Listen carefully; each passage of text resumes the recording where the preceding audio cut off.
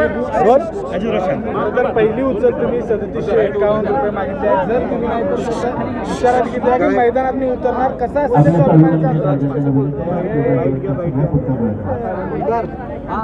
गेल्या वर्षभरामध्ये साखरेचे भाव जवळपास स्थिर राहिले आहेत. सरासरी 3800 रुपये क्विंटलनं साखर विकलेली आहे. त्यामुळं गेल्या वर्षी तुटलेल्या ऊसाला जी FRP दिली आहे त्याच्यावर अधिक 200 रुपये द्यावेत. आणि यावर्षी एकूण ऊसाचं उत्पादन लक्षात घेता केंद्र सरकारचं इथेनॉल संदर्भातलं धोरण, आंतरराष्ट्रीय बाजारपेठेतील एकूण स्थिती लक्षात घेता यावर्षी वर्षभरामध्ये साखरेचे भाव 4100 ते 4200 रुपये ह्या लेवलला असणार आहेत. या साऱ्याचा हिशेब करता आणि एकूणच या परिसरामध्ये विशेषतः पश्चिम महाराष्ट्रातल्या साखर कारखान्यांना जो ऊस पुरवठा केला जातो त्याची रिकव्हरी लक्षात घेता 3751 रुपये विनाकपात एक रकमी द्यायला काही हरकत नाही. कारण एका कारखान्याची FRPच बसते 3713 रुपये. आम्ही काय त्याच्यामध्ये 30-40 रुपये जास्त मागितलेले आहेत आणि तशी स्थिती यावर्षी आहे. एकरी ऊसाचं उत्पादन हे 8 ते 10 टनांनी घटलेलं आहे. म्हणजे जवळपास 30 ते 35 हजार रुपयाचं एकरी नुकसान झालेलं आहे. नुकसान भरपाईच्या कुठल्याही निकषामध्ये ते बसत नाही. म्हणजे ते थेट शेतकऱ्याला सोसावं लागणार आहे. आणि अशा परिस्थितीमध्ये पावसामधनं वाचलेलं पीक एकच आहे ते म्हणजे ऊस, आणि त्याला 3751 रुपये मिळाला पाहिजे. आणि म्हणून आमच्यावर नेहमी आरोप होतो की आम्ही तोंडावर आंदोलन करतो. आम्ही खरं तर सीझन 1 नोव्हेंबरला चालू होणार आहे. 15 दिवस आधी आम्ही ऊस परिषद घेतलेली आहे. परत त्याच्यामध्ये आम्ही 10 दिवस वाढ केलेली आहे. 25 दिवस कारखानदारांना विचार करायला वेळ दिलेला आहे. एक रकमी तर सोडणारच नाही कारण हायकोर्टाचाच निकाल आहे.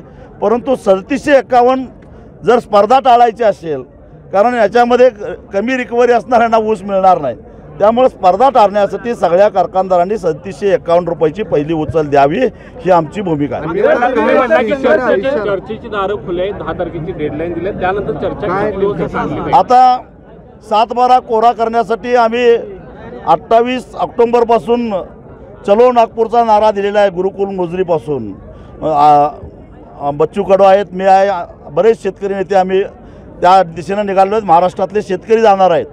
त्या आंदोलनातनं रिकामा झाल्यानंतर 10 नोव्हेंबरनंतर या आंदोलनाला हात घालणार आहोत, मैदानात उतरणार आहे.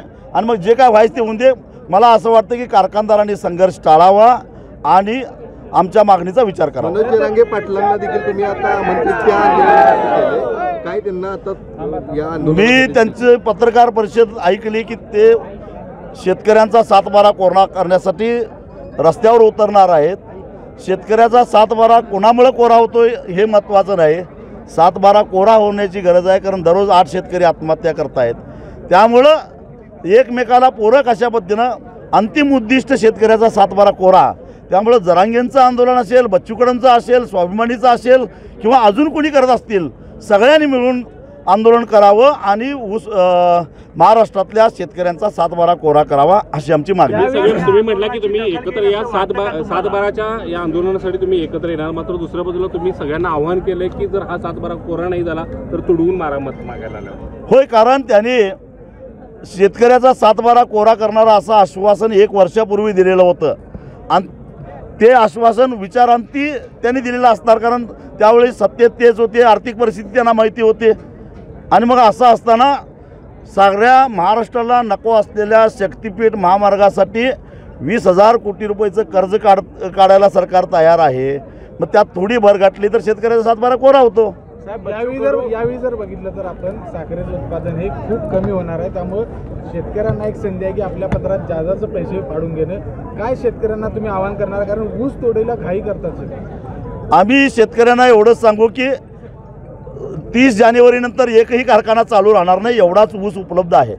त्यामुळं ऊस लवकर जावा म्हणून मजुरांना वरनं पैसे देणं किंवा वाहतूक करणाऱ्यांना वरनं पैसे देणं हे असले उद्योग करू नका. सगळ्यांचाच ऊस 30 जानेवारीच्या आत संपणार आहे. त्यामुळं उन्हाळी पीक घेण्यासाठी, कारण सुदैवानं ओला दुष्काळ असला तरीसुद्धा पाण्याची पातळी वर आलेली आहे. त्यामुळं उन्हाळ्यामध्ये एक पीक ज्यांच्याकडे विहीर आहे त्यांना घेता येणं शक्य आहे. ऊस घालवून 30 जानेवारीच्या आत जरी ऊस गेला तरी फेब्रुवारी, मार्च, एप्रिल, मे असे 4 महिने मिळतात. त्यात दुसरं पीक येतं.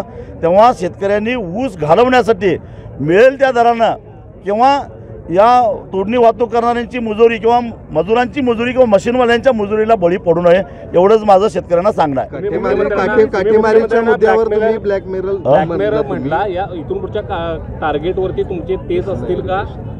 मुख्यमंत्र्यांना माहिती आहे काटा मारतात, तर मग कारवाई का केली नाही? महाराष्ट्राच्या मुख्यमंत्र्याच्या वर कोण नाही ना वरिष्ठ. मग एक माणूस गुन्हा करतोय हे माहिती आहे, मग त्यावर कारवाई का नाही झाली?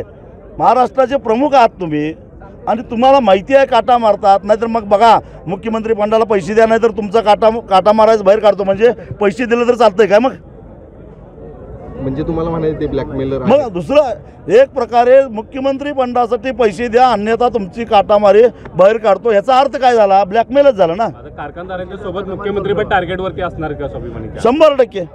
जर त्यांना माहिती बरं 10 वर्षापूर्वी मी पुरावे यांना दिले होते. बरं यायचा वापर करायचा उत्पादन वाढीसाठी, मग रिकव्हरी चोरीसाठी आणि काटामारीसाठी यायचा वापर का होऊ नये हे आम्हाला सांगा तुम्ही. ओके. आजची ऊस परिषद झाली. काही जण आरोप करत होते की चळवळ संपली. त्या सगळ्यांना उत्तर काय असणार आहे? तुम्ही म्हणजे महाराष्ट्राचे डोळे आहात आणि तुम्ही तुमच्या डोळ्यानं बघितलेलं आहे चळवळ संपली का चळवळीला बाळसा आलेला आहे. जरी माझी केस पिकलेली असली तरी चळवळीला मात्र चांगलंच बाळसा आलेलं आहे.